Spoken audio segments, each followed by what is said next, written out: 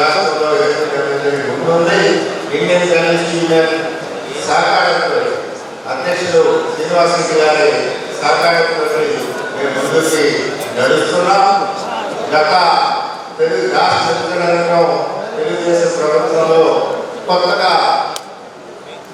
అంత ముందు నుంచే మేము ప్రయత్నిస్తున్న జర్నలిస్ట్ హెల్త్ స్కీమ్ని 2016లో అప్పటి ముఖ్యమంత్రి చంద్రబాబు నాయుడు గారు ప్రారంభించారు. ఆ తర్వాత మేము అడిగితే ఆయన జర్నలిస్టులందరినీ కూడా ఒక యాక్సిడెంటల్ పాలసీ అని దాన్ని ప్రవేశపెట్టారు. ఎవరైనా జర్నలిస్ట్ యాక్సిడెంటల్ చనిపోతే ఆ కుటుంబానికి 10 లక్షల రూపాయల ఆర్థిక సహాయం అందుతుంది.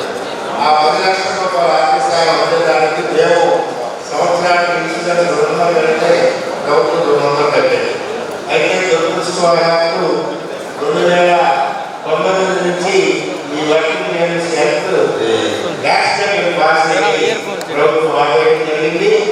ఆ విషయాన్ని ప్రస్తుత ముఖ్యమంత్రి గారి దృష్టి, భారత శాఖ గారి దృష్టి, అలాగే ఫైనాన్స్ మినిస్టర్ దృష్టి, ఇతర ఫైనాన్స్ అధికారుల దృష్టి కూడా తీసుకెళ్ళడం జరిగింది. అలా ఆ స్కీమ్ పునరుద్ధరించడంతో పాటు అలాగే ఈ హెల్త్ స్కీమ్ సక్రమంగా జరిగే విధంగా చేయాల్సిన అవసరం ఉంది. ఇప్పుడు ముఖ్యమంత్రి గారు ఫస్ట్ రోజే సచివాలయానికి వెళ్తూ అక్కడ ఆగి జర్నలిస్టులందరినీ పలకరించి ఒక కొత్త సంకేతాన్ని ఇచ్చారు. అయితే స్నేహపూరితమైన వాతావరణంలో ఈ ప్రభుత్వం జర్నలిస్టులతోటి గౌరవాన్ని ఇచ్చినందుకు ధన్యవాదాలు. విజయవాడలో ఒక సమస్య వస్తే మన రామానాయుడు గారు చాలా చొరవతోటి ఇంట్రెస్ట్ తోటి మన జర్నలిస్టుల పక్షాన నిలబడ్డారు. ఇకన మా రవికుమార్ గారు కానీ, మా జనార్దన్ కానీ, మన శ్రీనివాసరెడ్డి గారు కానీ, స్వామి గారు కానీ జర్నలిస్టుల పక్షపాతులు. మాగుంట శ్రీనివాసరెడ్డి గారు మీ అందరికీ తెలుసు, మనకి ఫస్ట్ హెల్త్ స్కీమ్ వచ్చినప్పుడు ఈ జిల్లాలో ఉన్న 500 మంది జర్నలిస్టులకి అలవాటు చేద్దాం సార్, ఫస్ట్ టైం కట్టుకోలేరంటే ఒక్కసారే అందరి తరపున 5 లక్షలు హెల్త్ స్కీమ్కి మన ప్రీమియం అంతా కట్టి మనల్ని అందరినీ ప్రోత్సహించారు. అలాగే ఇప్పుడు మన మహాసభలకు కూడా ఆయన, రవికుమార్ గారు, జనార్దన్ గారుతో సహకారాన్ని అందించారు. ఇక ఇలా ఉన్న దశలో గత మీ ప్రభుత్వం ఏర్పడిన సంవత్సరంలో చాలా మంచి వాతావరణం ఏర్పడినప్పటికీ కొన్ని సమస్యలు అపరిష్కృతంగా ఉన్నాయి. వాటన్నిటినీ మీరు ముఖ్యమంత్రి గారి దృష్టికి తీసుకెళ్ళి పరిష్కరించాలని మనస్ఫూర్తిగా విజ్ఞప్తి చేస్తూ, ఆంధ్రప్రదేశ్ వర్కింగ్ జర్నలిస్టుల యూనియన్ మొదటిసారి రాష్ట్ర మహాసభలు నిర్వహించుకున్నాం. ఆ తర్వాత 2002లో రెండవ పర్యాయం కూడా ఇక్కడ ఆంధ్రప్రదేశ్ వర్కింగ్ జర్నలిస్టుల రాష్ట్ర మహాసభలు నిర్వహించుకున్నాం.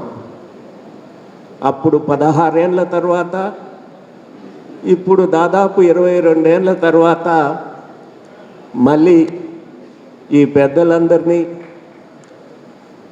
దామరచర్ల వారి తాతగారు తెలుసు, శ్రీనివాసరెడ్డి గారి అన్నగారు తెలుసు, అట్లాగే గొట్టిపాటి వారు చాలా కాలం నుంచి తెలుసు. అందరికీ శ్రేయోభిలాషగా ఉన్నటువంటి మీ రాష్ట్ర జర్నలిస్టులకి మీరు ఇస్తున్నటువంటి తోడ్పాటుకు ముందు కృతజ్ఞతలు తెలియజేస్తున్నాను. ఒక కీలకమైనటువంటి సమస్య జర్నలిస్టులకి, ప్రజలకి, రాజకీయ నాయకులకి ఎదురవుతున్నటువంటి కీలక సమస్య సామాజిక మాధ్యమాలు, సోషల్ మీడియా. ప్రింట్ మీడియా స్వతంత్రం రాకముందు నుంచి ఉంది, స్వతంత్రం వచ్చిన తర్వాత కొనసాగుతుంది. ఎలక్ట్రానిక్ మీడియా దాదాపు 3.5 దశాబ్దాలుగా 4 దశాబ్దాలుగా మన దేశంలో ఆవిర్భవించింది. ఈ రెండింటి తర్వాత ఎవరి దగ్గరికి వెళ్ళినా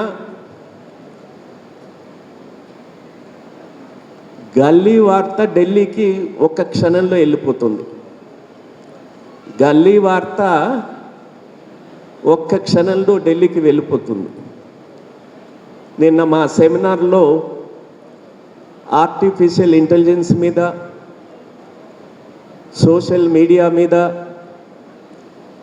ఫ్యాక్ట్ చెక్, ఇవాళ సోషల్ మీడియాలో జరుగుతున్నటువంటి ఎదురవుతున్నటువంటి సమస్యల మీద వాస్తవాలేంటి అని చర్చించడానికి సెమినార్ నిర్వహించాం. దేశంలో ఉన్న 800 కోట్ల జనాభాలో 80% ప్రజలకి ఒంగోలులో ఇవాళ ఏం జరుగుతుంది డయాస్ మీద క్షణాలలో వెళ్ళిపోయేటటువంటి పరిస్థితి వచ్చేసింది. సామాజిక మాధ్యమాలు, సోషల్ మీడియాని సమాజంలో భాగమైపోయాయి.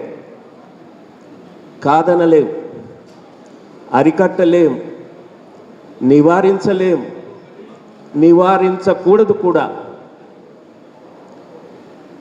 సోషల్ మీడియా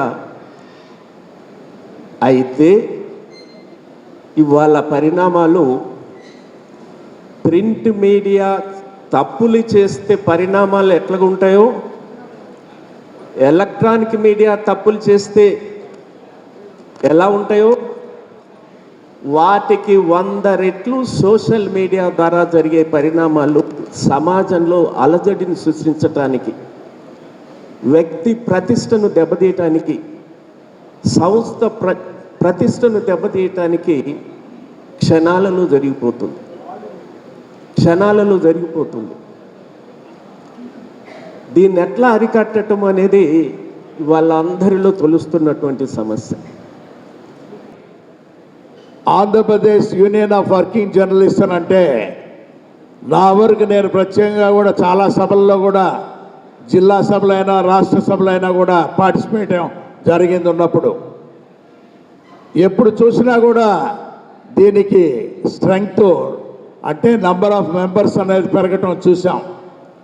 ప్రత్యేకంగా చెప్పాలంటే ఒక విధంగా సుబ్బారావు గారు అంటే మా కుటుంబానికి కుటుంబంలో ఒక వ్యక్తి. ఆయన దాదాపు 35 సంవత్సరాలుగా మాకున్న పరిచయం అటువంటిది అనేది కూడా తెలుపుకుంటూ, వారిచ్చిన ప్రోత్సాహం ఎప్పుడు ఈ విధంగా ఈ అసోసియేషన్లో కార్యక్రమాల్లో మా వంతు పాత్ర ఎప్పుడు కూడా ఉంటుందనేది మీకు కూడా తెలుపుతూ ఉన్నాను. నేను ఇప్పుడే పెద్దలు శ్రీనివాసరెడ్డి గారు చెప్పారు, కాంపిటీషన్ అని అంటే మీడియా అంటేనే చాలా కష్టమైన విషయం.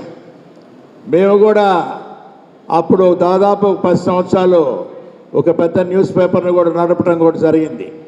పెద్దలు శ్రీనివాసరెడ్డి గారికి తెలుసు, ఐవి సుబ్బారావు గారికి కూడా తెలుసు. అది చాలా కష్టతరం. అయితే మేనేజ్మెంట్ తరఫున ఇవన్నీ దానిని ప్రోత్సహించి ముందుకు తీసుకెళ్లేదానికి కావాల్సిందంతా కంట్రిబ్యూటర్స్, రిపోర్టర్స్ కూడా.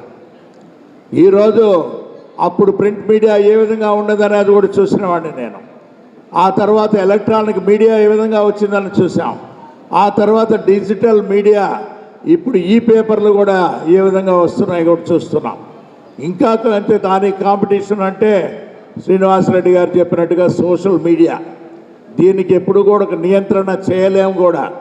పార్లమెంట్లో చట్టాలు తీసుకురావాలని పదే సోషల్ మీడియా గురించి, దాని గురించి నియంత్రించమని చెప్పి కూడా డిస్కషన్స్ కూడా చాలా పర్యాయం జరిగింది. ఏ విధంగా నియంత్రించాలనేది కూడా అర్థం కాని పరిస్థితి. అంతకుమించి ఇప్పుడు ఆర్టిఫిషియల్ ఇంటెలిజెన్స్ అనేది ఇంకా కాంపిటీషన్లో రాబోతుంది. మనం చూసాం, వాట్సాప్ మెసేజెస్ అనేది ఎప్పుడు చూడలేదు. తర్వాత అవి ఎక్కువైనాయి. అది కాకుండా చైనా సంస్థలు కూడా డీప్సీ అనేది, ఇంకా సిమ్ కార్డు కూడా అవసరం లేదు, నేరుగా ఏంటంటే ఫోన్లోకే దాన్ని డౌన్లోడ్ చేసుకొని నీ ఇష్టం వచ్చినట్టు దాన్ని వాడుకోవచ్చు. ఉన్నప్పుడు రాబోయే రోజుల్లో ఇటువంటి ఇంకా ఎక్కువ కూడా రెవల్యూషన్ మెథడ్స్ రాబోతున్నాయి. అయినా ఉపాధి అనేది ముఖ్యం. ఎప్పటికైనా కూడా ప్రింట్ మీడియా అనేది ప్రింట్ మీడియా, ఆ ప్రింట్ మీడియా అనేది చూడాలని కోరుకునే వాళ్ళల్లో నేను కూడా రోజు 7-8 పేపర్లు కూడా చదువుతూ ఉంటా ఇప్పటికి కూడా. ఎందుకంటే ఆ ప్రింట్ మీడియా అనేది చచ్చిపోకూడదు. ఆ ప్రింట్ మీడియా అనేది కూడా ఇంకా కూడా అంటే ఇప్పుడు బ్రిటిష్ కాలంలో కూడా ఎప్పటి నుంచి ప్రారంభించినప్పుడు ఆ ప్రింట్ మీడియాలో ఉన్న ఆనందం అనేది డిఫరెంట్. అది ఆ పేపర్ చదువుతూ ఒక అరగంట అయినా గంట అయినా కూడా ఎప్పుడు ఆ ఇన్వాల్వ్మెంట్ వస్తుంటుంది. Perception is same. మామూలుగా మన ఎలక్ట్రానిక్ మీడియాలో చూస్తుంటే, వార్తలు చూస్తుంటే ఇమ్మీడియట్గా స్విచ్ ఓవర్ అయిపోతావు వేరే ఛానల్కి. బట్ ప్రింట్ మీడియాలో అటువంటి ఫీల్ కాకుండా దాన్నే చదువుకునేదానికి వీలవుతుంది. మీరందరూ కూడా దాదాపు 11,000 మంది సభ్యులు ఈ Andhra Pradesh union of working జర్నలిస్ట్లో affiliated to IJU, Indian journalist యూనియన్తో కూడా మీరు అఫిలియేషన్ కూడా చేసుకుంటూ వెళ్ళటం అనేది ఒక సంతోషంగా భావిస్తూ, మీకున్న ఇబ్బందులు చాలా ఉన్నాయి. అందుకే చెప్తుంటా, మా కుటుంబ శ్రేయోభిలాషి మా ప్రియమిత్రులు కొల్లి అంగబాబు గారు అయితే ఆయన పడిన బాధలు అనేది గడిచిన ప్రభుత్వంలో కూడా చూసాం. ఇప్పుడు ఎప్పుడైనా కూడా ప్రభుత్వం తరఫునైనా ఇబ్బందులు అనేది ఒక న్యూస్ పేపర్లోనో ఒక సోషల్ మీడియా అంటే నియంత్రణ లేదు కాబట్టి వచ్చిన వార్తల పైన ఏ విధంగా ప్రభుత్వం వారైనా స్పందించడం, అదేవిధంగా పోలీస్ డిపార్ట్మెంట్ అయినా స్పందించడం కూడా చూస్తున్నాం. దీనికి నియంత్రణ అనేది చాలా కష్టం. రాబోయే రోజుల్లో ఇంకా కూడా ఎక్కువగా కూడా ప్రతి ఒక్కరూ బాగా స్వాతంత్రం అనేది ఉంటుంది కాబట్టి వారు తెలపాలనేది కూడా పోయే కార్యక్రమంలో ఒక్కటే చెప్తున్నాను నేను. పెద్దలు శ్రీనివాసరెడ్డి గారు ఉన్నారు, సుబ్బారావు గారు కూడా. దీనికి ట్రైనింగ్ ఇన్స్టిట్యూట్ చాలా అవసరం. ఒకసారి మనం గమనించుకునేటప్పుడు జర్నలిస్టులకి అన్ని రకాలుగా కూడా ఏర్పాట్లు అనేది చేసిందంటే అది తెలుగుదేశం పార్టీ. ఎందుకు చెప్తున్నానంటే ఆ రోజు ఒంగోలులో 99లో మన జర్నలిస్టులందరికీ కూడా ఆ రోజు మా పెద్ద ఆయన మా తాతయ్య గారు ఉండే టైంలో అప్పుడు మళ్ళా పట్టాలు ఇచ్చారు. అవన్నీ చాలామంది కూడా జర్నలిస్టులు కట్టుకున్నారు. ఆ తర్వాత మళ్ళా 2018, 19లో కూడా ఒంగోలులో కొంతమందికి జర్నలిస్టుకి మా టైంలో ఇచ్చాం. ఇప్పుడు మళ్ళా ఒక 300 మంది ఉన్నారని చెప్పేసి మన సుబ్బారావు గారు వీళ్ళందరూ కూడా చెప్పిన తర్వాత అందరూ కూడా జర్నలిస్ట్ కాలనీ ఏర్పాటు చేస్తాము, మీరు లిస్టు పంపించండి అని చెప్పి నేను ఎప్పుడో చెప్పాను. తప్పకుండా దానికి కట్టుబడి ఉన్నాం. అందరికి కూడా జర్నలిస్ట్ కాలనీగా అన్ని ఏర్పాట్లతోటి మీకు అన్నీ కూడా పట్టాలు ఇవ్వాలనేదే మా ఉద్దేశం.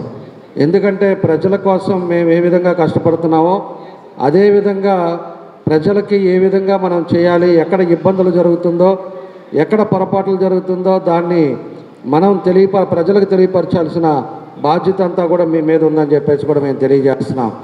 ఈరోజు ఎలాగైపోయింది అంటే కొన్ని పత్రికలు ఇవన్నీ కూడా వ్యక్తిగతంగా అయిపోతున్నాయి. ఏంటంటే నచ్చకపోతే ఏదో ఒకటి రాయటం. ఇదివరకు లేదు. ఇదివరకు పెద్దవాళ్ళు ఇందాక మన శ్రీనివాసరెడ్డి గారు లాంటి వాళ్ళంతా పెద్దవాళ్ళంతా ఉన్నారు, జర్నలిస్టులుగా ఉన్నారు. ఎప్పుడు కూడా ఒక పద్ధతి దాని మీద వెళ్ళే పరిస్థితులు ఉండే. ఈరోజు వ్యవస్థ కూడా దారి తప్పే పరిస్థితులు వస్తున్నాయి కొంతమంది వ్యక్తుల ద్వారా. ఇవన్నీ కూడా మంచి సంస్కృతి కాదు. ఎప్పుడు కూడా ఏది తప్పు జరిగినా కూడా ప్రజలకు తెలియపరచాల్సిన బాధ్యతలు కూడా మీ మీద ఉన్నాయి. దాన్ని నిరూపిస్తా రాశారు అంటే ప్రజలు కూడా మిమ్మల్ని హర్షించే పరిస్థితులకు వెళ్తారు. సరే, ఏదో మనం వేగ్గా రాసామంటే 2 సార్లు చూస్తారు, దాని తర్వాత కూడా చూసే పరిస్థితులు ఉండవు, మన విలువలే తగ్గుతాయి. కాబట్టి మీరు కూడా మేమేం చేయాలన్నా కూడా తప్పకుండా మీ వెంబడే ఉన్నాం. ఈరోజు అన్ని జిల్లాల నుంచి వచ్చారు, మా జిల్లా నుంచి వచ్చే దగ్గరికి మా వాళ్ళందరూ కూడా శాసనసభ్యులు ఉన్నాం. మీకు ఏ నియోజకవర్గంలో మీకు ఏం చేయాలనేది కూడా మేమందరం కూడా ఒక యూనిటీగా ఉంటాం. తప్పకుండా కూడా మీకు మా పూర్తి సహకారాలు ఎప్పుడు ఉంటాయి. దాన్ని చేయడానికి మేము ముందుకెళ్తామని చెప్పి కూడా మీకు ఈ సందర్భంగా మరోసారి మీకు తెలియజేస్తూ ఉన్నాం.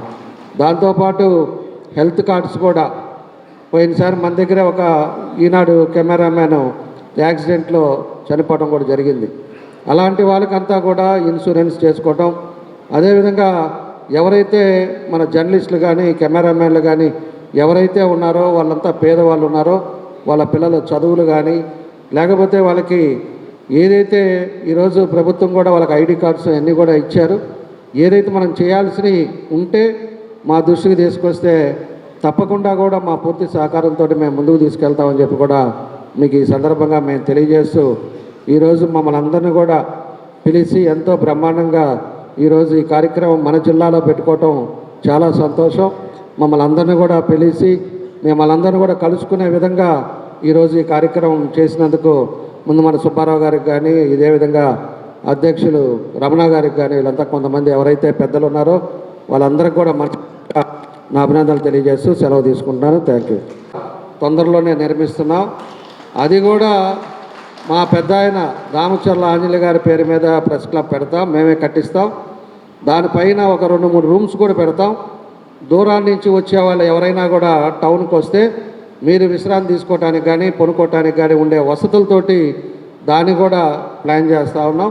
తప్పకుండా మీకు తొందరలోనే అది కూడా చేస్తామని చెప్పి తెలియజేస్తాం. మీడియా అనేది 4th పిల్లర్ అయినా కానీ ఇప్పుడున్న పరిస్థితుల్లో సొసైటీలో అన్ని ఇన్స్టిట్యూషన్స్ కొద్దిగా చేంజ్ అవుతూ ఉన్నాయి, డిగ్రేడ్ అవుతున్నాయి. అదేవిధంగా కూడా జర్నలిజంలో కూడా మనం కొన్ని విషయాలు మనం ఆలోచించాల్సినవి ఉన్నాయని సందర్భంగా తెలియజేస్తూ ఉన్నాను. ముఖ్యంగా ఇప్పుడున్న challenge electronic media, social media, print మీడియాకి చాలా ఛాలెంజ్గా ఉంది. ఎందుకంటే ఈరోజు సోషల్ మీడియా ప్రతి ఒక్కరి చేతిలో ఉంది. పేపర్ అయితే నెక్స్ట్ డే మార్నింగ్ చూస్తూ ఉన్నాం. పేపర్ చదివే లోపల న్యూస్లు, ఫాల్స్ న్యూస్లు చాలా ప్రజలందరికీ వెళ్తూ ఉన్నాయి. ఇప్పుడున్న పరిస్థితుల్లో ఏది కరెక్ట్ న్యూస్, ఏది ఫాల్స్ న్యూస్ తెలుసుకోవటమే చాలా కష్టంగా ఉంది, ఇబ్బందికరంగా ఉంది. ఇప్పుడు అయ్యే వచ్చిన తర్వాత మనము ఆ ఫేస్బుక్లలో చూస్తూ ఉంటే మనకి ఏది కరెక్టో ఏది రాంగో మనం చదువుకున్న వాళ్ళమే అర్థం కావటం లేదు. ఇంకా మామూలు జనాలు ఏం అర్థం చేసుకుంటారో మనం ఆలోచించాలి. అందుకని ఇందాక పెద్దలు శ్రీనివాస్ రెడ్డి గారు చెప్పినట్టు ఈ సోషల్ మీడియాలో దాన్ని ఎలాగ మనము ముందుకు తీసుకొని వెళ్ళాలా, ఎంతవరకు రెగ్యులేషన్ పెట్టాలా, ఎంతవరకు పెట్టకూడదు, ఈ ఫాల్స్ న్యూస్, ఫేక్ న్యూస్ను అసలు తెలుసుకునే విధానాలు ఏంటిది అనేది చాలా ఇప్పుడున్న ప్రజెంట్ డేలో ఛాలెంజ్గా ఉందనే విషయం మనందరికీ తెలుసు. ఒకే విధంగా ఏంటిదంటే డెమోక్రసీకి, సొసైటీకి కమిటెడ్ బ్యూరోక్రసీ ఎంత ఇబ్బందికరమో కమిటెడ్ జర్నలిజం కూడా చాలా ఇబ్బందికరం. సొసైటీ బాగుండాలంటే జర్నలిజం, మీడియా న్యూట్రల్గా ఉండాలా, బ్యూరోక్రసీ ఎలాగా న్యూట్రల్. ఇప్పుడున్న పరిస్థితుల్లో మామూలు ప్రజలు ఇది వాల్యూ న్యూట్రల్ జర్నలిజం కాకుండా కొద్దిగా కమిటెడ్ జర్నలిజంగా మారుతున్న అనే ఆందోళన చాలామంది ఉంది. ఇలాంటి ఛాలెంజెస్ అన్నీ మనం గుర్తుపెట్టుకొని డెమోక్రసీ కోసం, సొసైటీ కోసం జర్నలిజం, మీడియా కూడా తగిన మార్పు చర్యలు తీసుకోవాలని నేను కోరుకుంటూ, అదేవిధంగా జర్నలిస్టులు బాగుండాలంటే వాళ్ళ వెల్ఫేర్ బాగుండాలా. అందుకని రాష్ట్ర ప్రభుత్వం, మా పార్టీ ఖచ్చితంగా వాళ్ళకి అండగా ఉంటుందండి. ఎందుకంటే చంద్రబాబు నాయుడు గారు ఎప్పుడైనా కానీ మీడియాకి, జర్నలిజంకి టాప్ ప్రయారిటీ ఇచ్చిన సంగతి మీ అందరికీ తెలుసు. సో ఇందాక చెప్పిన విధంగానే housing, accreditation to all eligible journalist, ఇంకా ఇతర వెల్ఫేర్ మెజర్స్ కూడా ఖచ్చితంగా తీసుకోవాలని మా కాన్స్టిట్యున్సీలో అంటే సంతనూతలపడి వరకు నాకు చేతనంత వరకు మా జర్నలిస్ట్ మిత్రులందరికీ నా వంతు సహాయము, సపోర్టు ఖచ్చితంగా ఉంటుందని సందర్భంగా తెలియజేస్తూ, సుమారుగా 40 సంవత్సరాలు అనుబంధం. ఆయన ఈరోజు మళ్ళీ రాష్ట్ర అధ్యక్షుడిగా ఎన్నుకోవటం చాలా సంతోషం. ఈరోజు ప్రజాస్వామ్య మనుగడని మీడియా పాత్ర ఎంతో ముఖ్యం. అయితే ఈ సోషల్ మీడియా వచ్చిన తర్వాత రమారమి దాని విపరీత ధోరణి పెరగడం చాలా బాధాకరం. ఏది ఏమైనా దీనిపైన సోషల్ మీడియాలో ఈ ఫాల్స్ న్యూస్ని దాన్ని అరికట్టాలి. అలాగే పెద్దలందరూ జర్నలిస్ట్ సమస్యలపై పలు విషయాలు చెప్పారు. ఇక్కడికి విచ్చేసిన మా గౌరవ మంత్రివర్యులు కానీ శాసనసభ్యులు ఈ సమస్యల పట్ల గౌరవ మా ముఖ్యమంత్రి గారికి ఇది కూడా వివరిస్తాం. తప్పకుండా మీడియా అనేది మంచిని చూపించాలి. అలాగే రాజకీయ నాయకులు మేమేదో ఇక్కడ ఆనందంగా ఉన్నామని అనుకోవటం కూడా పొరపాటే. మాకు కూడా మా జీవితాలు పొదును పెట్టి ప్రజా సమస్యలపైన, ప్రజల అభివృద్ధిపైన నిరంతరం పోరాడుతున్నాం.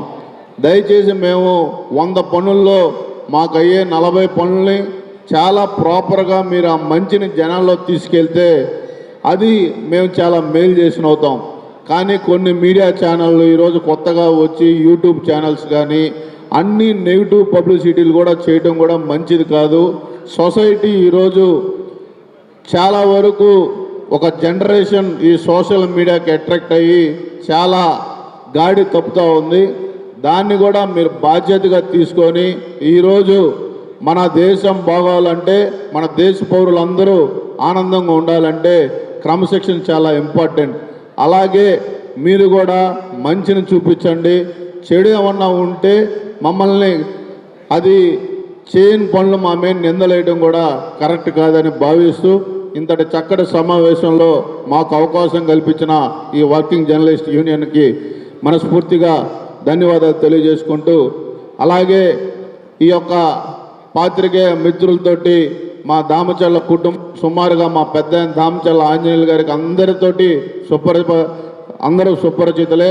అదేవిధంగా మేము కూడా మా మూడో తరం కూడా మీ అందరితోటి మీడియాకు ఫ్రెండ్లీగా ఉండే కుటుంబం దామచర్ల కుటుంబం అని కూడా తెలియజేసుకుంటూ, కొండేపిలో కూడా వర్కింగ్ జర్నలిస్ట్ మీ మీడియా సోదరులకి గౌరవ మంత్రివర్యులు స్వామి గారు కూడా ఆధ్వర్యంలో ఇళ్ల పట్టాలు కానీ వాళ్ళకి ఏం చేయాలన్నా కూడా మేము ముందుంటామని కూడా తెలియజేసుకుంటూ సెలవు తీసుకుంటాం. రాజకీయాలలో ఉన్నటువంటి మాకు పాత్రికేయులతో జర్నలిస్టులతో ఎంతో అవినాభావ సంబంధం ఉంటుంది.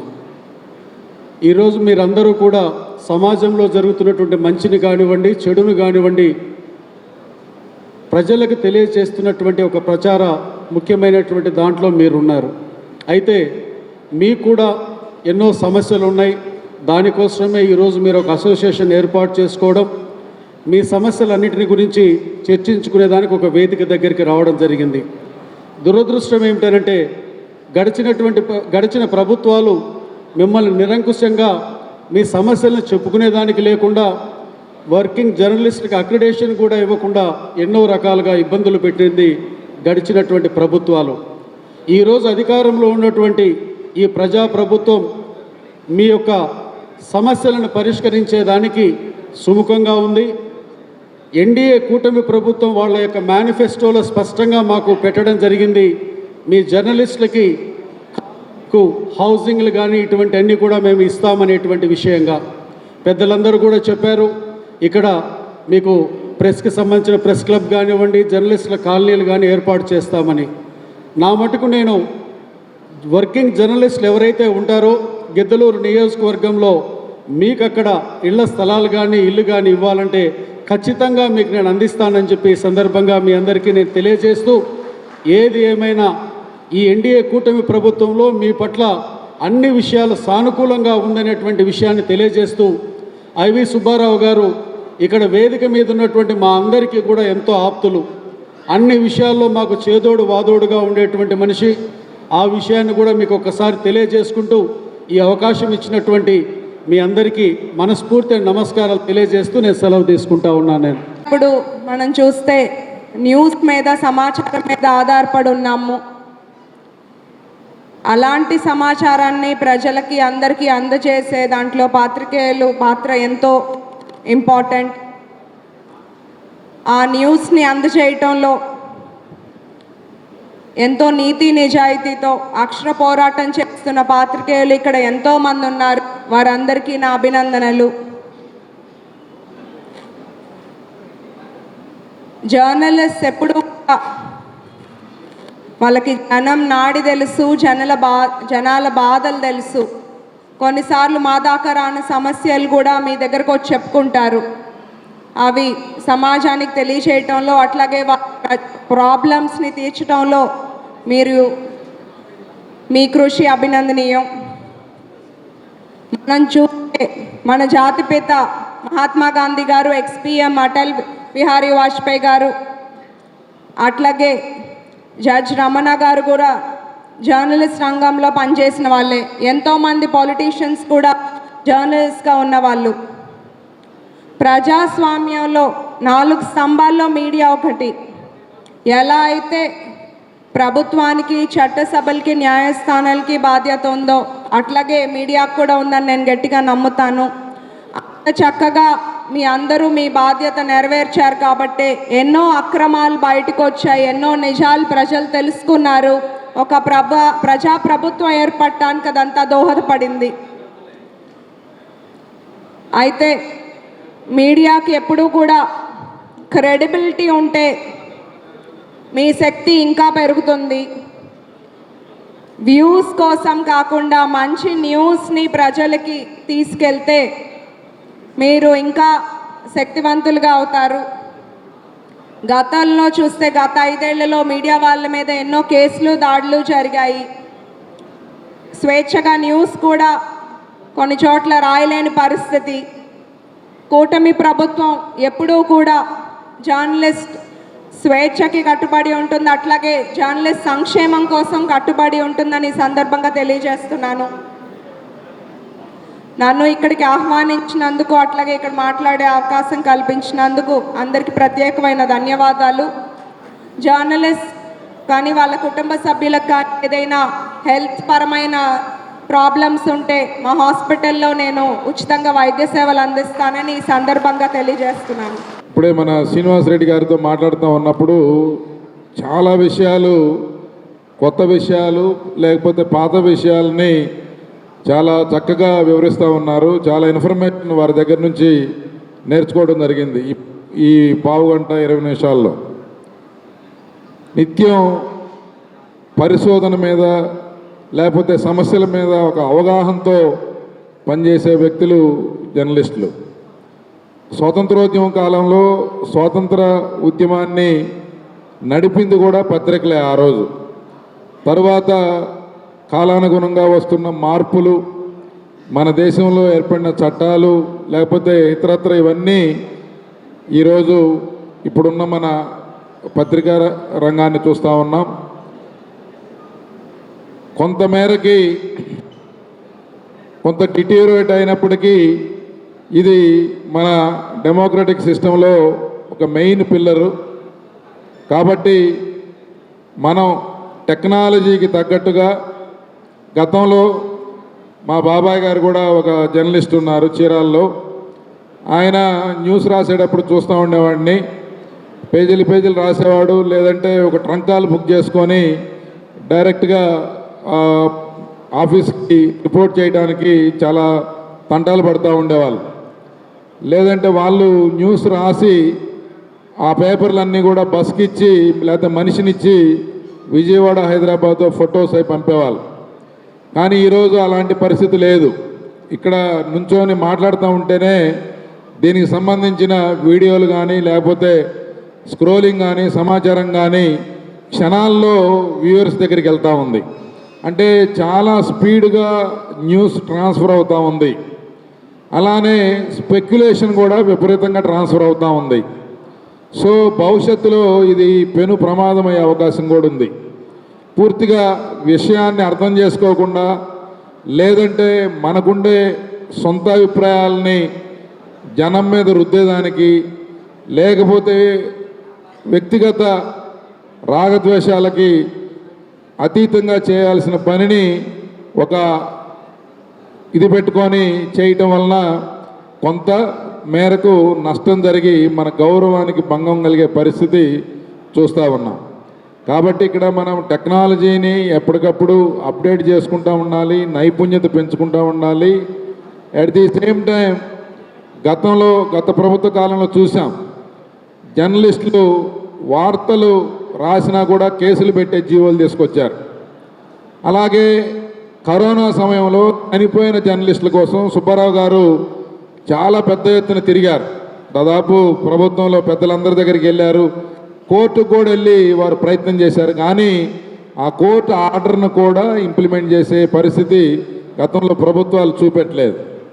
అలానే హౌస్ సైట్స్ ఇస్తామని చెప్పి రకరకాలుగా మోసం చేశారు. కాబట్టి మనం కలిసి ఉంటే, లేకపోతే రకరకాల పేరుతో విడిపోయినా నష్టమే, లేకపోతే మన ఆబ్జెక్టివ్ మరిచి మనం పనిచేస్తూ ఉన్న నష్టమే. కాబట్టి మీ యొక్క సమస్యలు చాలా జెన్యూన్, సమాజం పట్ల బాధ్యతతో మీరందరూ పనిచేస్తూ ఉన్నారు. మీ ప్రతి సమస్యని ప్రభుత్వం పరంగా కానీ లేకపోతే మేము వ్యక్తిగతంగా కానీ బాధ్యత తీసుకొని తీర్చేదానికి లేకపోతే రిప్రజెంట్ చేసేదానికి ఖచ్చితంగా ప్రయత్నం చేయాలి. మా బాధ్యత చేస్తామని చెప్పి తెలియజేసుకుంటూ, ఈ ప్రభుత్వం ఈ సంవత్సర కాలంగా ఎంతో కొంత ఈ యొక్క సరిచేసే ప్రక్రియలో ముందుకెళ్తా ఉంది. గతంలో జరిగిన తప్పిదాలని, దాంట్లో భాగంగా జర్నలిస్ట్ సోదరులకి ఏదైతే గత ప్రభుత్వంలో నష్టం జరిగిందో కనీసం అక్రిడేషన్ కార్డులు కూడా ఇవ్వకుండా కాలయాపన చేశారు. అందులో కూడా రాజకీయాలు చొప్పించారు. అలాగే కొన్ని రాజకీయ పార్టీలు వారు సొంత సంస్థలు పెట్టుకొని వాళ్ళ స్వలాభం కోసం, వారి ప్రయోజనాల కోసం ఈరోజు పేపర్లు పెట్టుకొని జర్నలిస్టు ముసుగులో రాజకీయం చేస్తూ ఉన్నారు. అది కూడా మనం గమనించాలి. యాజమాన్యాలకి ఎప్పుడైతే ఒక ప్రీఫిక్స్డ్ ఐడియా ఉంటుందో, ఒక హిడెన్ అజెండా ఉంటుందో, మీకు అది రేపు భారమయ్యే పరిస్థితి ఉంటుంది, ఇబ్బందికరమైన పరిస్థితి. మీ యొక్క విధులు నిర్వహించే దాంట్లో ఈ ఒత్తిడిని మీ మీద కూడా ఒత్తిడి ఉంటుంది. అట్లాంటి పరిస్థితుల్లో కూడా మార్పు రావాలి. కాబట్టి ఏదేమైనా ఇట్లాంటి సభల ద్వారా ఒక మంచి మెసేజ్ అందరిలో వెళ్తుంది. 3 రోజుల పాటు బ్రహ్మాండంగా ఈ సభలు ఆర్గనైజ్ చేసిన సుబ్బారావు గారికి, ఇక్కడ ప్రకాశం జిల్లా జర్నలిస్ట్ యూనియన్ సభ్యులందరికీ కూడా పేరు పేరున నా హృదయపూర్వక అభినందన తెలియజేస్తూ పాత్ర ఎంత ముఖ్యమైందో అందరూ కూడా చెప్పడం జరిగింది. ఎందుకంటే యుద్ధాల సమయంలో కానీ, ఇందాక సాంబశివరావు గారు చెప్పినట్టు స్వతంత్ర పోరాటంలో పాత్రలు కానీ, విపత్తుల్లో ఏ విధమైన పాత్ర ఉంటుంది. ఎంతమంది జర్నలిస్టులు అంటే ఏదో ఫోటో తీసి పేపర్లో రాయటం కాదు, ప్రాణాలు సైతం లెక్క చేయకుండా యుద్ధాల టైంలో కానీ లేకపోతే విపత్తుల టైంలో కానీ వాళ్ళ పాత్ర ప్రశంసనీయం అనమాట. ఎప్పుడు కూడా మర్చిపోలేనిది. ముఖ్యంగా కొన్ని విషయాలు ఇందాక మన సుబ్బారావు గారు రాకముందు కొన్ని విషయాలు చెప్పారు. ఏంటంటే మనం ఏంటి సమస్యలు, మనం ఏం చేయాలి, ఏం అడుగుతున్నామంటే, గతంలో చాలామందికి ఐడెంటిఫికేషన్ ఉండేది 21,000 మంది ఉండేవారు. ఆ సంఖ్య 9,000 మందికి పడిపోయింది. దాన్ని ఒకసారి మళ్ళీ రివ్యూ చేసి అందరికి కూడా గుర్తింపు కార్డులు ఇవ్వాలని చెప్పారు. దాని మీద మన పార్థసారథి గారు మా జిల్లా ఇన్ఛార్జి మంత్రి కనుక తప్పకుండా వాటి మీద ప్రత్యేకమైన దృష్టి పెట్టి, గతంలో చురుకైన పాత్రలో ఉండి జర్నలిజంలో ఉన్న ఎవరైతే ఉన్నారో వాళ్ళందరినీ తొలగించబడ్డారో వాళ్ళందరం కూడా రాబోయే రోజుల్లో ఖచ్చితంగా అవసరమైతే మేము కూడా ఇంటర్ఫీర్ అయ్యి ఎవరైతే ఏం సమస్య ఉన్నా సరే అది కూడా తప్పకుండా చేస్తామని చెప్పి కూడా మీ అందరికీ తెలియజేస్తా ఉన్నాము. గతంలో చంద్రబాబు నాయుడు గారు ఉన్నప్పుడు హౌసింగ్ ప్రోగ్రామ్ ఇచ్చి జీవో ఇచ్చిన తర్వాత మనం ప్రభుత్వం అధికారం కోల్పోయిన తర్వాత దాన్ని జర్నలిస్టుకు దూరం అయిపోయింది. ఖచ్చితంగా మండల హెడ్ క్వార్టర్స్లో కానీ కాన్స్టిట్యున్సీలో కానీ ఎక్కడైతే జర్నలిస్టులు ఉన్నారో వాళ్ళందరికీ ఇల్లు కట్టించే సదుపాయం గతంలో మన ప్రభుత్వం ఇచ్చింది. దాన్ని మళ్ళీ తీసుకురావాలని చెప్పారు. వాటి మీద కూడా ప్రత్యేకమైన దృష్టి పెట్టి మన పార్థసారథి గారికి చెప్పి తప్పకుండా చేస్తాము. గతంలో మేము ఉన్నప్పుడైతే మాటూరులో కానీ అద్దంకిలో కానీ మంచి ఇళ్ల స్థలాలు అయితే ఆ రోజు నాకు చేతైనంత నా టైంలో నాకు అవకాశం ఉన్నంత వరకు చేశాము. ఇప్పుడు కూడా మా కాన్స్టిట్యున్సీలో మండలాల్లో కానీ హెడ్ క్వార్టర్స్లో కానీ చాలామంది జర్నలిస్టులు ఇళ్ల స్థలాలు అడుగుతున్నారు. మొన్న మధ్య అద్దంకిలో కూడా ఇచ్చాము, గతంలో మాటూరులో ఇచ్చాము. కొన్ని చోట్ల హౌస్ సైడ్స్ లేని చోట ఇంకెక్కడ ఇవ్వమని అడుగుతూ ఉన్నారు. వాటి మీద ప్రత్యేకమైన దృష్టి పెట్టి తప్పకుండా ఇస్తామని చెప్పి కూడా సభాముఖంగా మీ అందరికీ తెలియజేస్తూ ఉన్నాము.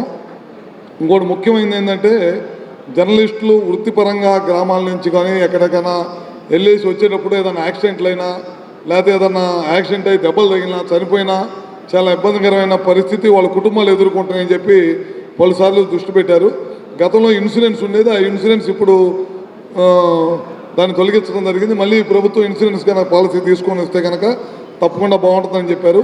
ప్రభుత్వం విధానం తీసుకొచ్చే లోపల ఏదైనా ఇబ్బంది ఉంటే కనుక మేమందరం ఎవరి కాన్స్టిట్యున్సీలో వాళ్ళు అవసరం ఉంటే మీరు కొంత భాగస్వామ్యం, మేము కొంత భాగస్వామ్యంతో తప్పకుండా లోకల్గా ఉన్న జర్నలిస్టులు అందరికీ మేమే ఇన్సూరెన్స్ చేపిస్తామని చెప్పి కూడా సభాముఖంగా మీ అందరికీ తెలియజేసుకుంటూ, ముఖ్యంగా ఇందాక శ్రీనివాసరెడ్డి గారు ఒక మాట చెప్పారు.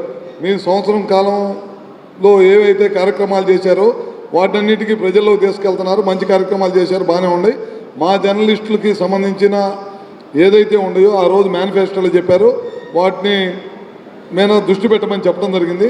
తప్పకుండా ఈ ప్రభుత్వం ముఖ్యమంత్రి నారా చంద్రబాబు నాయుడు గారు కూడా మీరు కూడా కలిశారు, విషయాన్ని అన్నీ కూడా మీరు కూడా మాట్లాడారు. తప్పకుండా ఈ ప్రభుత్వం కట్టుబడి ఉంటుందని చెప్పి కూడా మీ అందరికీ తెలియజేసుకుంటూ, ఏ సమస్య వచ్చినా సరే జర్నలిస్టుకు సంబంధించిన సమస్య, ఎందుకంటే ఇది చాలా పెద్ద యూనియను, దీంట్లో చాలామంది అనుభవం ఉన్న నాయకులు, కొన్ని సంవత్సరాల నుంచి పనిచేసే శ్రీనివాసరెడ్డి లాంటి నాయకులు అందరూ కూడా ఉన్నారు. తప్పకుండా ఏ సమస్య ఉన్నా సరే అది మా సమస్యగా భావించి తప్పకుండా జర్నలిస్టులకు ఎప్పుడు కూడా ఈ ప్రభుత్వం వ్యక్తిగతంగా మేము కానీ అదే కానీ చంద్రబాబు నాయుడు గారి ప్రభుత్వం, తెలుగుదేశం ప్రభుత్వం, కూటమి ప్రభుత్వం ఎప్పుడు కూడా అండగా ఉంటుందని చెప్పి కూడా మరొకసారి తెలియజేసుకుంటూ సెలవు తీసుకుంటాం. ఈ రోజు ఉన్నటువంటి మన ప్రభుత్వం జర్నలిస్టులకి గౌరవాన్ని, వారి వృత్తిని గౌరవించే విధంగా మా ప్రభుత్వం ముందుకెళ్తామని. ఇంతకుముందు చీకటి జీవాలు ఇచ్చినప్పుడు కూడా మీ వెనక మేమందరం కూడా మీతో పాటు మీ పోరాటానికి అండగా ఉన్నాం. మీ ప్రధాన సమస్యల్లో అక్రిడేషన్ ఈ సమస్య. అక్రిడేషన్స్ని గత ప్రభుత్వంలో తగ్గించారు. వీటి మీద ముఖ్యమంత్రి గారు సానుకూలంగా స్పందించి ఐఎన్పిఆర్ మినిస్టర్ గారు ఈ సమస్యను క్యాబినెట్లో తీసుకొచ్చినప్పుడు గ్రూప్ ఆఫ్ మినిస్టర్స్ని ఏర్పాటు చేసి వీలైనంత ఎక్కువ మందికి ప్రొఫెషన్లో ఉన్నటువంటి వాళ్ళకి అవకాశాలు కల్పిస్తూ ఎవ్వరికి కూడా అసౌకర్యాన్ని కలిగించకుండా ఒక మంచి నిర్ణయం తీసుకోమని చెప్పేసి ఒక 4 మంత్రులతో జర్నలిస్టుల అక్రిడేషన్ మీద ఒక కమిటీ కూడా వేసింది మా ప్రభుత్వం అని చెప్పేసి మీకు గౌరవంగా నేను తెలియజేస్తున్నాను. రెండోది మీ హెల్త్ ఇన్సూరెన్స్ కార్డ్స్. వీటి విషయంలో కూడాను ఇంతకుముందు 19కి ముందు ఉన్నటువంటి ఇన్సూరెన్స్ పాలసీని తిరిగి పునరుద్ధరించే విషయం కూడా ప్రభుత్వ పరిశీలనలో ఉందని చెప్పి నేను తెలియజేస్తున్నాను. ఈ పోక కామన్గా ఉన్నటువంటి హౌస్ సైడ్ ఇష్యూలో ముందు మాట్లాడే పెద్దలందరూ కూడా చెప్పడం జరిగింది. కాకుండా నేను మీకు అందరికీ కూడా ఒకటే తెలుస్తాను, మా శాసనసభ్యులందరూ కూడా ఒక నిబద్ధతతో కట్టుబడి ఉన్నారు. మీకు మండల కేంద్రాల్లో మీరు కోరిన ప్రాంతాల్లో హౌస్ సైట్స్ ఇచ్చేందుకు మీరు మా శాసనసభ్యులతోటి కోఆర్డినేషన్ చేసుకోండి. ప్రకాశం జిల్లాలో అందరూ కూడా చాలా సానుకూలంగా ముందుకు వస్తున్నారు. ఇది ఇంటర్నల్గా కూడా మేము చర్చించడం జరిగింది. మీరు కాకుంటే మీలో మీకు శత్రువులు ఉన్నారు. అది మీరు ఒక ఏకతాటి మీదుగా రాగలిగితే, ఎందుకంటే వీళ్ళు ఇంతకుముందు 2 సార్లు తీసుకొని అమ్ముకున్నాడు, ఇతనికి వద్దండి, ఇతనికి ఇక్కడ కాదండి, ఇంకో ప్లాట్ తీసుకున్నాడు అనేటువంటి సమస్య లేకుండా ఆ మండలంలో ఉన్నటువంటి వాళ్ళు ఒక ఏకతాటి మీద ఒక వేస్తే తప్పనిసరిగా మా శాసనసభ్యులు మీకు సహకరించి హౌస్ సైట్స్ కేటాయించే దానిలో ముందుకు వస్తారు. ఇందాక మీ యూనియన్ పెద్దలు అడిగినట్లు ఇళ్ళ నిర్మాణంలో కూడా మా ఉన్నటువంటి ప్రజాప్రతినిధులు కూడా సహకారం కూడా ముందుకు ఉంటుందని చెప్పి మీకు తెలియజేసుకుంటూ, మీ సమస్యల విషయంలో ప్రభుత్వం సానుకూలంగా ఉంది. కానీ పోటీ ప్రపంచంలో కొంతమంది పూర్తిగా వినకుండా అసత్య వార్తలు ప్రసారం చేస్తున్నారు. దయచేసి అటువంటిది 1-2 సార్లు నిర్ధారణ చేసుకోండి. మేము ముందుండాలి అనేటువంటి లక్ష్యంతో తప్పుడు కథనాలని ప్రసారం చేయొద్దు. కొంతమంది జర్నలిస్టులు మీటింగ్ ఇదే కదా, మీరు ఫోటో పంపించి మేము వార్త రాస్తూ ఉంటారు. మీరు వెళితే అక్కడ కంటెంట్ బట్టి న్యూస్ ఇచ్చేటువంటి పరిస్థితులు ఉంటాయి. మీ జర్నలిజంకి అప్పుడు విలువ కూడా ఉంటుంది. మీరు ఫోటో పంపించండి, నా వార్త నేను రాసుకుంటాను, నేను స్పీడ్గా వార్త రాయాలి కాబట్టి ఏదో ఒక వార్త పంపించే విధంగా కాకుండా సమాజానికి హితం చేసే విధంగా ప్రభుత్వంలో జరిగేటువంటి లోపాలున్నా, అధికారుల లోపాలన్నా వెలుగెత్తి చూపించాలి. మీరు ఇచ్చేటువంటి వార్తలను బేస్ చేసుకుని కూడా ప్రభుత్వం ప్రజలకు నిలువైన సేవలు చేసి వస్తుంది. దయచేసి మీరు నొప్పించుకుంటే అన్నిదా భావించకుండా జర్నలిజంలో నైపుణ్యతలో మీరు ముందుకు రావాలని మనస్ఫూర్తిగా కోరుకుంటూ నేను ధన్యవాదాలు తెలియజేస్తాను. చాలా సంతోషం, చాలా ఆనందం. ఎందుకంటే ఈ సమాజ అభ్యున్నతి కోసం పాటుపడేటువంటి జర్నలిస్టు సోదరులకు సంబంధించినటువంటి కార్యక్రమంలో మేము భాగస్వాములు అవడం నిజంగా వ్యక్తిగతంగా చాలా సంతోషంగా. ఎందుకంటే జర్నలిజం లేనిటువంటి ప్రజాస్వామ్యాన్ని మనం ఎవ్వరూ కూడా ఊహించలేమనే విషయాన్ని, ఈరోజు ప్రజాస్వామ్యాన్ని కాపాడుకోవాలనుకున్నా, రాజ్యాంగాన్ని రక్షించుకోవాలనుకున్నా, సామాజిక చైతన్యాన్ని ప్రజల్లో కల్పించాలన్నా కూడా మీడియా యొక్క పాత్ర అత్యంత ప్రధానమైన విషయాన్ని మనందరం కూడా గుర్తుపెట్టుకునే విషయం. అందుకే ఈరోజు మన భారతదేశంలో ఒక కార్యనిర్వహణ శాఖ, ఒక శాసన నిర్వహణ శాఖ, ఒక న్యాయ శాఖ ఏ రకంగా ఉంటుందో ఆ రకంగా ఈరోజు ఈ దేశంలో ఈ ప్రజాస్వామ్యంలో 4th ఎస్టేట్గా మీడియాని కూడా ఆ రకంగానే మనం పిలిచేటువంటి పరిస్థితి ఇదే ఒక కారణం అనే విషయాన్ని కూడా సందర్భంగా తెలియజేసుకుంటూ, అందులో కూడా పర్టికులర్గా ఈవేళ ఈ ప్రభుత్వాలు చేసేటువంటి అభివృద్ధి సంక్షేమ కార్యక్రమాలు ప్రజల్లోకి తీసుకెళ్లడంలో కానీ, అదేవిధంగా ప్రజల్లో ఉండేటువంటి సమస్యలు ఏవైతే ఉన్నాయో, కష్టాలు ఏవైతే ఉన్నాయో, ఇబ్బందులు ఏవైతే ఉన్నాయో అవన్నీ కూడా ప్రభుత్వం దృష్టికి తీసుకెళ్లేటువంటి విధానంలో, అంటే అటు ప్రభుత్వానికి ఇటు ప్రజలకి కూడా మధ్య వారధిగా ఈరోజు మీడియా ఉన్నటువంటి పరిస్థితిని కూడా ఈ సందర్భంగా మరి తెలియజేసుకుంటూ, అందులో కూడా ఈరోజు మనం చూస్తూ ఉన్న సమాజంలో అనేకమైనటువంటి సామాజిక రుగ్మతలు ఉన్నాయి. అటువంటి సామాజిక రుగ్మతలను ప్రారదోలడానికి మీడియా చేస్తున్నటువంటి పాత్రను కూడా మనందరం కూడా ప్రతిరోజు కూడా చూస్తూ ఉన్నాం, పరిశీలిస్తూ ఉన్నాం. అదేవిధంగా ఏదైనా ప్రకృతి విపత్తులు సంభవించినప్పుడు ఈ సమాజంలో మీడియా సేవా దృక్పథంతో చేస్తున్నటువంటి పాత్రను కూడా మనం గుర్తుపెట్టుకోవాల్సినటువంటి అవసరం కూడా ఈ సందర్భంగా ఉంది. వీటన్నిటికీ మించి ఈ దేశాన్ని పట్టి పీడిస్తున్నటువంటి అతి పెద్ద ప్రధానమైనటువంటి సమస్య అవినీతి. ఈ అవినీతిని అరికట్టడానికి ఎన్నో ప్రభుత్వాలు ఎన్నో చట్టాలను తీసుకొస్తూ ఉన్నాం, ఎన్నో సెక్షన్లు విధిస్తూ ఉన్నాం, ఎన్నో కోర్టులు ఉన్నాయి. కానీ నాకు తెలుసుండి ఏదైతే ఈ దేశంలో పెరుగుతున్నటువంటి అవినీతిని అరికట్టగలిగేటువంటి శక్తి ఆ చట్టాలకు, ఆ శిక్షలకు, ఆ కోర్టులకి ఉందో లేదో నాకు తెలియదు. కానీ మీడియాకు మాత్రం ఉన్నటువంటి విషయాన్ని మాత్రం నేను గమనించాను. ఎందుకంటే ఈరోజు ఏ రంగంలో ఉన్నటువంటి వ్యక్తి అయినా సరే తప్పు చెయ్యాలి అని అంటే 1కి 100 సార్లు ఆలోచించేటువంటి పరిస్థితి వచ్చింది అని అంటే అది కేవలం ఒక్క మీడియా వల్ల మాత్రమే వచ్చిందనే విషయాన్ని సందర్భంగా మనందరం కూడా గుర్తుపెట్టుకోవాల్సినటువంటి అవసరం ఉందనేటువంటి విషయాన్ని కూడా మరి సందర్భంగా తెలియజేస్తూ ఉన్నాం. ఎందుకంటే ఈరోజు ఈ దేశంలో చూస్తూ ఉన్నాం, ఆ రోజు బాఫోర్స్ దగ్గర నుంచి, హర్షద్ మెహతా దగ్గర నుంచి, నిన్న మొన్నటి మన రాష్ట్ర 5 సంవత్సరాల పాలనలో ల్యాండు, మైన్స్, లిక్కరు, మరి ఏదైతే ఆ యొక్క మాఫియా ఏదైతే ఉందో వాటన్నిటినీ కూడా వెలికి తీయడంలో కానీ, ప్రజల్లో చైతన్యం కల్పించడంలో కానీ మీడియా పాత్రను కూడా మనందరం కూడా గుర్తుపెట్టుకున్నటువంటి పరిస్థితి కూడా. అంటే ఒక రకంగా చెప్పాలి అని అంటే ప్రజా మరి కంటకంగా ఉన్నటువంటి ప్రభుత్వాన్ని గద్దె దింపడంలో కానీ, ప్రజాస్వామ్య పద్ధతిలో ప్రజలకి స్వేచ్ఛగా ప్రభుత్వాన్ని ఎన్నుకునేటువంటి ప్రక్రియలో మీడియా చేస్తున్నటువంటి పాత్ర అద్వితీయమైన విషయం. అటువంటి మీడియాకు సంబంధించినటువంటి కార్యక్రమంలో మేమందరం కూడా భాగస్వాములు అవ్వడం మరి మా అందరికి కూడా చాలా సంతోషం. అటువంటి మీడియాకు సంబంధించి జర్నలిస్ట్ సోదరులు ఎవరైతే ఉన్నారో వాళ్ళతో కూడా వ్యక్తిగతంగా నాకు ఎప్పుడు కూడా ఒక మంచి సత్సంబంధాలు. ఎందుకంటే నేను కూడా ఒక విద్యార్థి దశ నుంచి రాజకీయాల్లో ఉన్నప్పటికీ కూడా ఒక సామాన్య రైతు కుటుంబంలోంచి వచ్చిన వ్యక్తిగా మరి 14, 19, 24 వరుసగా 3 సార్లు ఎమ్మెల్యేగా కానీ, ఈరోజు మంత్రిగా కానీ, ఈరోజు ఈ మైక్ నేను మాట్లాడుతూ ఉన్నానని అంటే ఏ విధమైనటువంటి పెద్దగా ధనబలం కానీ లేదా కండబలం కానీ లేకపోయినప్పటికీ కూడా ఆ ప్రజల ఆశీర్వాదాలతో పాటుగా నా పాత్రికేయ మిత్రుల ఆశీర్వాదాలు కూడా ఈరోజు ఈ పదవిలో ఉండడానికి చాలా చాలా కారకం. ఎందుకంటే ఏదైనా ఒక జటిలమైనటువంటి సమస్య నాకు వచ్చినప్పుడు కానీ, ఏదైనా ఒక నిర్ణయం క్రిటికల్గా ఉన్నప్పుడు తీసుకోవాల్సినటువంటి పరిస్థితి వచ్చినప్పుడు కానీ నేను ఎవరైతే జర్నలిస్టులు సీనియర్స్ ఎవరైతే ఉంటారో వాళ్ళతో ఒక అరగంట, గంట, 10 నిమిషాలు డిస్కషన్ చేస్తే దానికి వే ఫార్వర్డ్ అంటే దాన్ని ఎట్లా మనం పరిష్కరించాలి అనేటువంటి ఆలోచన అటువంటి జర్నలిస్టుల సోదరుల దగ్గర నుంచే నేను కూడా ఎప్పుడు కూడా తీసుకుంటూ ఉంటా.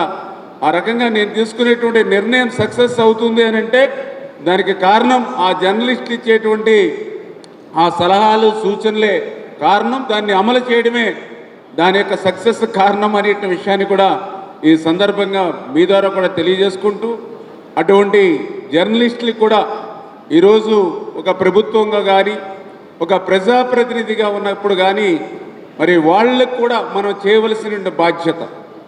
ఎందుకంటే నేను కూడా చూస్తూ ఉన్న జర్నలిస్టులు అంటే వాళ్ళు ఏమి సమాజంలో పెద్ద పెద్ద కోటీశ్వరులు కాదు, పెద్ద పెద్ద ధనవంతులు కాదు, పెద్ద పెద్ద బలవంతులు కాదు.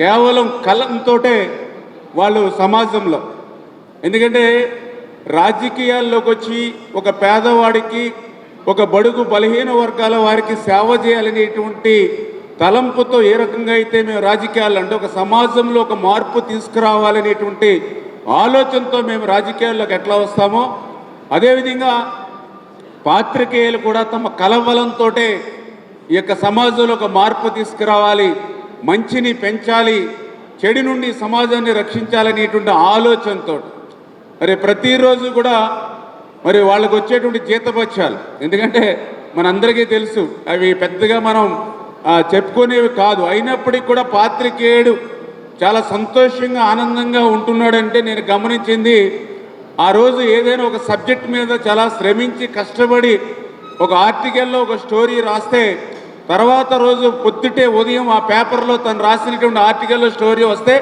అది చూసి ఆ ఆనందం సంతోషమే అతన్ని ముందుకు నడిపిస్తున్నటువంటి విషయం మనందరికీ తెలుసు. ఆ రకంగా మరి ఆ వృత్తినే నమ్ముకుని ఈ సమాజానికి ఒక మంచి చేయాలి, ఒక మేలు చేయాలనేటువంటి ఆలోచనతో పనిచేసేటువంటి ఆ యొక్క జర్నలిస్ట్కి మన వంతు సాయంగా మనం కూడా ఖచ్చితంగా ఇటు ప్రభుత్వం కానీ ప్రజాప్రతినిధులు కానీ మేము కూడా ఆదుకోవాల్సినటువంటి అవసరం ఉంది, పని చేయవలసిన అవసరం ఉంది. అందులో భాగంగా ఇప్పుడే సుబ్బారావు గారు చెప్పినట్లుగా అవకాశం ఉన్నంత వరకు నా నియోజకవర్గంలో గతంలో నేను 14-19లో ఎమ్మెల్యేగా మొదటిసారిగా ఉన్నప్పుడే మరి దగ్గర ఆ రోజు మరి నా నియోజకవర్గంలో ఉన్నటువంటి మరి 40 మంది ఎవరైతే జర్నలిస్టులు ఉన్నారో వాళ్ళందరికీ కూడా ఇంటి స్థలాలు కూడా ఆ రోజు నేను ఇచ్చి పట్టాలు ఇచ్చి వాళ్ళందరికీ కూడా ఆ రోజే నేను అందజేయడం జరిగింది. అదేవిధంగా వాళ్ళకి ఏ సమస్య వచ్చినా ఏ ఇబ్బంది వచ్చినా జర్నలిస్టులు కూడా మా కుటుంబంలో ఒక భాగంగానే భావించి వాళ్ళకి పనిచేసేటువంటి పరిస్థితి. ఈరోజు ఆ జర్నలిస్టు సోదరులు కూడా చెప్తూ ఉన్నారు, ఏదైనా ఇంట్లో పెళ్లి జరిగినప్పుడు కానీ ఇతరత్ర అవసరం వచ్చినప్పుడు నేను ఆ రోజు ఇచ్చినటువంటి పట్టా 15 లక్షలు 20 లక్షల రూపాయలు ఈరోజు వాల్యూ వస్తూ ఉంది. ఈరోజు అత్యంత అవసరమైనటువంటి పరిస్థితి వచ్చినప్పుడు మీరు ఇచ్చినటువంటి పట్టానే లేదా మీరు ఇచ్చినటువంటి ఇంటినే జాగానే నేను అమ్మి మా అమ్మాయి పెళ్లికి 15 లక్షలు 20 లక్షలు వస్తే నాకు ఉపయోగపడింది అని ఆ జర్నలిస్టు సోదరులు నాకు చెప్తే నిజంగా చాలా సంతోషం, చాలా ఆనందం కలిగినటువంటి పరిస్థితి. ఖచ్చితంగా ఏదైతే ఇప్పుడు కూడా మనం చెప్తూ ఉన్నారు మన ఈ జర్నలిస్ట్కి సంబంధించినటువంటి యూనియన్ నాయకులందరూ కూడా ఈ సమస్యలు ఇబ్బందులు ఏవైతే, ఎందుకంటే గత 5 సంవత్సరాల్లో కూడా ఆ మీడియా గొంతు నొక్కేటువంటి విధంగా చీకటి జీవో కూడా గత ప్రభుత్వం ఇచ్చినటువంటి పరిస్థితి ఉంది. అటువంటి నియంతృత్వమైనటువంటి కక్షపూరితమైనటువంటి పాలనకి చర్మగీతం పాడి మళ్ళీ ఈరోజు ఒక ప్రజాస్వామ్యమైనటువంటి పాలనతో ఒక మంచి ప్రభుత్వం ఈరోజు రాష్ట్రంలో అధికారంలో ఉంది. ఖచ్చితంగా ఈ మంచి ప్రభుత్వంలో మొట్టమొదట న్యాయం చేయవలసింది జర్నలిస్టులకే. ఎందుకు ఈ మాట చెప్తున్నానంటే ఇందులో కూడా నా స్వార్థం కూడా ఉంది. ఎందుకంటే నేను పరిశీలించా, ఒక పాలకొల్లునే కాదు, ఒక వెస్ట్ గోదావరి జిల్లానే కాదు, నేను కూడా చాలా జిల్లాలు గతంలో కూడా తెలుగుదేశం పార్టీ రాష్ట్ర జాతీయ ప్రధాన కార్యదర్శి కానీ చాలా జిల్లాలకు ఇన్ఛార్జీలుగా పార్టీ పరంగా ఉన్నటువంటి దశలో ఎక్కడికి రాష్ట్రం నలుమూలలకు వెళ్ళినా కూడా 100కి 70-80% మంది జర్నలిస్టులు తెలుగుదేశం పార్టీకి అభిమానంగా ఉన్నటువంటి పరిస్థితిని నేను చూడడం జరిగింది. అంటే వాళ్ళది కూడా తప్పు అనిపించలేదు, ఎందుకంటే ఈరోజు సమాజంలో ఎదుటి వ్యక్తిని గౌరవించేటువంటిది, ఎదుటి వ్యక్తిని ప్రేమించేటువంటి సాంప్రదాయం తెలుగుదేశం పార్టీలో ఉంటుంది. అదేవిధంగా సేవా దృక్పథంతో పనిచేసేటువంటి దృక్పథం తెలుగుదేశం పార్టీలో ఉంటుంది. అటువంటి బాణి మరి అటు జర్నలిస్టులో కూడా ఉంటుంది. కాబట్టి ఆ రకంగా జర్నలిస్టులు కూడా ఎక్కువ మంది తెలుగుదేశం పార్టీని కూడా అభిమానించి గౌరవించేటువంటి పరిస్థితి నేను కూడా రాష్ట్రంలో అన్ని ప్రాంతాల్లో చూసాను. అందుచేతే అందరికంటే మీకు న్యాయం చేయవలసిన బాధ్యత తెలుగుదేశం పార్టీకి, తెలుగుదేశం ప్రభుత్వానికి ఉంటుందనే విషయాన్ని మొట్టమొదటిసారిగా నేను కూడా అంగీకరిస్తూ, అందులో భాగంగా ఇప్పుడే చెప్పారు ఏదైతే అక్రెడిటేషన్ కార్డులు ఏవైతే ఉన్నాయో మరి ఇప్పటికీ కూడా పూర్తి స్థాయిలో అందలేదనేటువంటి విషయం ఏదైతే ఉందో మొన్ననే లోకేష్ బాబు గారితో కూడా మేము క్యాబినెట్ ముందు మీటింగ్ జరిగినప్పుడు కూడా మేము కూడా డిస్కషన్ చేయడం జరిగింది. ఖచ్చితంగా రేపు రాబోయేటువంటి రోజుల్లో పార్థసారథి గారితో కలిసి లోకేష్ గారితో కూడా మళ్ళీ ఇంకొకసారి డిస్కషన్ చేసి ముఖ్యమంత్రి గారి యొక్క నోటీసులో కూడా పెట్టి ఏదైతే పెండింగ్లో ఉన్నటువంటి అక్రిడిటేషన్ కార్డ్స్ ఏవైతే ఉన్నాయో అవి ఇమ్మీడియట్లీ క్లియర్ చేసేటువంటి విధంగా మీ తరపున ఎవరైతే ఇక్కడ వేదిక మీద ఉన్నటువంటి మా సహా ప్రజాప్రతినిధులు ఏవైతే ఉన్నామో అందరం కూడా కృషి చేసేటువంటి బాధ్యత తీసుకుంటామనే విషయాన్ని కూడా ఈ సందర్భంగా తెలియజేసుకుంటూ, అదేవిధంగా గతంలో కూడా ఎథిక్స్ కమిటీ కానీ జర్నలిస్ట్ వెల్ఫేర్ కమిటీస్ ఏవైతే ఉన్నాయో మరి వాటిని కూడా మళ్ళీ పునరుద్ధరించడం ద్వారా కూడా మళ్ళీ ఆ యొక్క జర్నలిస్ట్ అసోసియేషన్లో ఉన్నటువంటి ఎవరికైనా ఏదైనా ఇబ్బంది కష్టం సమస్య వస్తే వాళ్ళ పరిష్కరించుకునేటువంటి అవకాశం ఉంటుంది. కాబట్టి ఖచ్చితంగా ఆ కమిటీస్ని కూడా పునరుద్ధరించి వాటిని కూడా ఆర్థికంగా కొంతమేర ప్రభుత్వ సాయంతో పరిపుష్టి చేసేటువంటి ఆలోచన కూడా ఏదైతే గతంలో ఉందో దాన్ని కూడా మళ్ళీ తిరిగి చేపట్టేటువంటి విషయంలో కానీ, అదేవిధంగా ఆంధ్రప్రదేశ్ వర్కింగ్ జర్నలిస్ట్ ఫండ్ ఏదైతే గతంలో ఉండి మరి ఈ మధ్యకాలంలో ఏదైతే గత ప్రభుత్వం నిర్వాహకం వల్ల ఏదైతే మళ్ళీ రద్దు అయిపోయినటువంటి పరిస్థితుల్లో అటువంటి ఫండ్ అనేది ఈవేళ అత్యవసరమైన విషయం. కాబట్టి ఖచ్చితంగా ఆ విషయంలో కూడా మేమందరూ కూడా చొరవ చూపి ముఖ్యమంత్రి గారి దృష్టికి తీసుకెళ్తామనే విషయంలో కానీ, అదేవిధంగా ఎవరైతే జర్నలిస్టులో గతంలో కూడా మనం చూసేవాళ్ళం ఉత్తమ ప్రతిభ కనపరిచినటువంటి జర్నలిస్టులందరికీ కూడా ఉత్తమ పురస్కారాలు కానీ, అదేవిధంగా అత్యధిక కాలం జర్నలిస్టులుగా పనిచేసినటువంటి వారెవరైతే ఉన్నారో వాళ్ళకి జీవన సాఫల్య పురస్కారం అని ఏదైతే గతంలో ఇట్లా సీనియర్ జర్నలిస్టుని గౌరవించుకునేటువంటి సాంప్రదాయం ఏవైతే గతంలో ఉన్నాయో వాటన్నిటినీ మళ్ళీ పునరుద్ధరించడం ద్వారా మళ్ళీ ఆ జర్నలిస్టులో ఒక ఆనందం, ఒక సంతోషం, మళ్ళీ ఒక ఉత్సాహం, ఉత్తేజం నింపేటువంటి విధంగా మళ్ళీ ఆ కార్యక్రమాలను కూడా తీసుకునేటువంటి విషయంలో కూడా మరి ఖచ్చితంగా మేము కూడా శ్రద్ధ చూపుతామని, అదేవిధంగా ఇప్పుడే మిత్రులు కూడా చెప్పారు, గతంలో ఎవరైతే వర్కింగ్ జర్నలిస్ట్ ఎవరైతే ఉన్నారో వాళ్ళకి ప్రమాద బీమా కింద కూడా 10 లక్షల రూపాయల వరకు వాళ్ళకి సాయం అందేదని. అయితే మళ్ళీ గత ప్రభుత్వం వీటన్నిటిని కూడా రద్దు చేసేసినటువంటి పరిస్థితుల్లో మళ్ళీ వీటన్నిటిని కూడా ఒక్కొక్కటి గాడిలో పెట్టవలసిన అవసరం ఉంది. ఖచ్చితంగా ఈరోజు ఈ సమాజానికి, ఈ రాష్ట్రానికి, ఈ దేశానికి, ఈ మానవాళికి జర్నలిస్టులు అందిస్తున్నటువంటి ఆ యొక్క సేవ ఏదైతే ఉందో తమ కుటుంబాల కంటే కూడా ఈ యొక్క రాష్ట్రం, ఈ ప్రాంతం, ఈ సమాజం ముఖ్యమైనటువంటి ఆలోచనతో పనిచేస్తున్నటువంటి జర్నలిస్టులు ఎవరైతే ఉన్నారో వాళ్ళకి పూర్తి స్థాయిలో సహకారం, సాయం ఈ తెలుగుదేశం, జనసేన, బీజేపీ ప్రభుత్వం అందిస్తుంది అనే విషయాన్ని మరొక్కసారి సందర్భంగా తెలియజేసుకుంటూ ఆ అందించడంలో ఎక్కడ కూడా ఈ ఆలస్యం లేకుండా ఖచ్చితంగా ప్రజాప్రతినిధులుగా మేమందరం కూడా బాధ్యత తీసుకుంటామని చెప్పి మరొక్కసారి మీ ద్వారా అందరికి కూడా తెలియజేసుకుంటూ ఇంత మంచి కార్యక్రమంలో భాగస్వాములు చేసినటువంటి ఈ యొక్క జర్నలిస్ట్ అసోసియేషన్ కార్యవర్గ అధ్యక్ష అందరికీ కూడా మరొక్కసారి హృదయపూర్వకమైన నమస్కారాలు తెలియజేసుకుంటూ, అదేవిధంగా సుబ్బారావు గారు కూడా రెండవసారి మీ అందరి అభిమానంతో